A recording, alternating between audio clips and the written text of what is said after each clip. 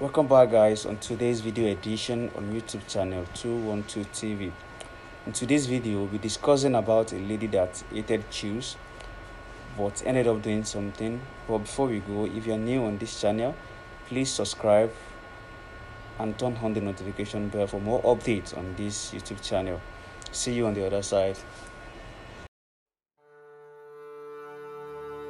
A crowd started to gather.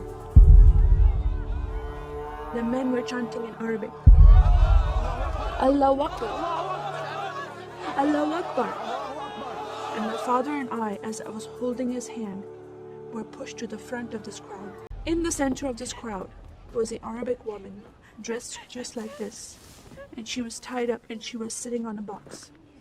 Next to her was an Arabic man, and he did a traditional Islamic prayer on the floor. And he got up from the floor, and from his side, he pulled out this very long golden sword, and he beheaded the woman. My legs are shaking, and my heart is going fast. And my father said, if you don't listen to the teachings we're instilling in your life, this will happen to you one day.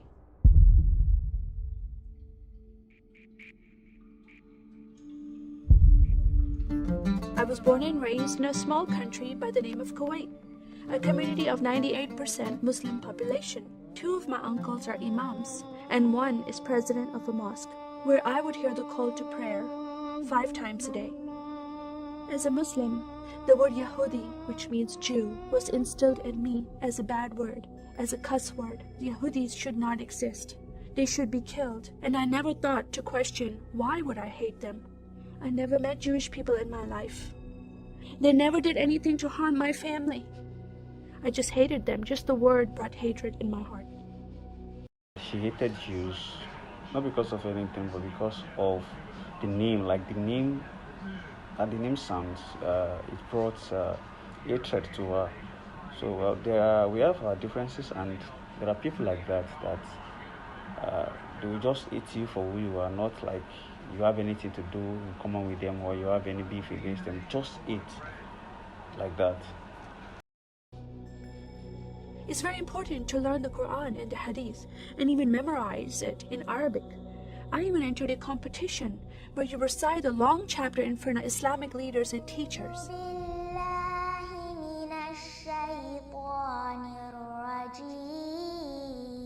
And I came second place.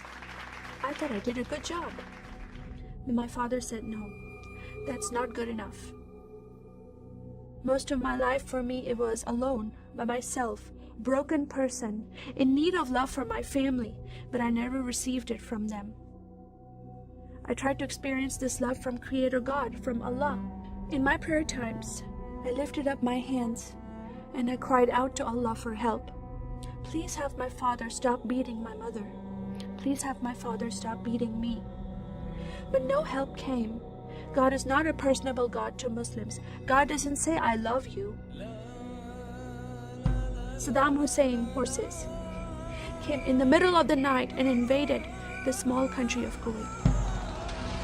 And then they came to my city, and they destroyed property, and they looted people's home, and they stole possessions, and they killed the men, and they raped the women. Then we were granted asylum status to stay in the US. My grandmother suddenly got very sick. She had a heart attack, and she went to the hospital. And 2 days later, she passed away. I was devastated because I lost my best friend. And this lady approached me and asked me if I was okay.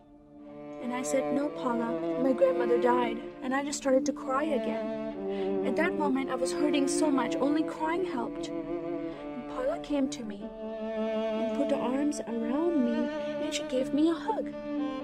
And then she asked me a question. A lady walked up to her as she was sitting down at the hospital.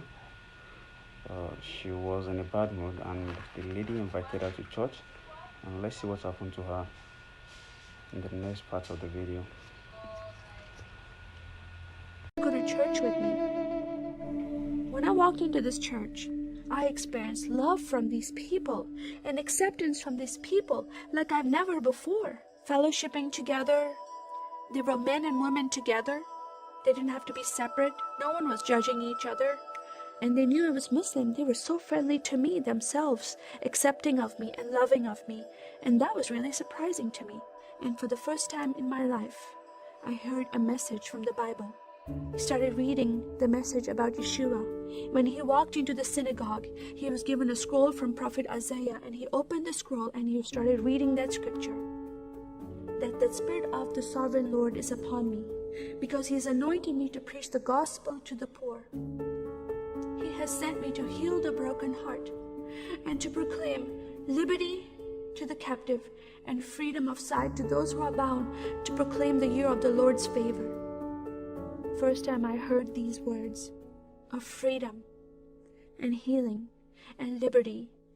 I'm desperate to be freed from bondage. I was held captive in Islam, and I wanted to be freed from that. I was blinded with so much hatred in my heart. The darkness broke from my eyes. The veil came off my heart. I knew the decision I was making to leave Islam is a big decision. By Sharia law, Islamic law, it is death penalty. But I'm desperate to know a living God. In that day, I gave my life to becoming a follower of Jesus. This is the God of Israel, God of Abraham, Isaac, and Jacob. And the nation of Israel is God's heartbeat. And I said, God, forgive me. I did not know I hated your people. I love the Jewish people because it's their God, their Messiah that I'm following, and he told me to love them. I never knew what happened to the 6 million Jews that died. I never heard that in Kuwait in history. Now that I met Holocaust survivors, I know their story, and I shared my story with them. Your God, your Messiah, changed my heart, giving his life for me, so I can have life everlasting. He rescued me. He saved me. He came and brought joy in my life again. And I'm a blessed woman. And I start crying, and they start crying.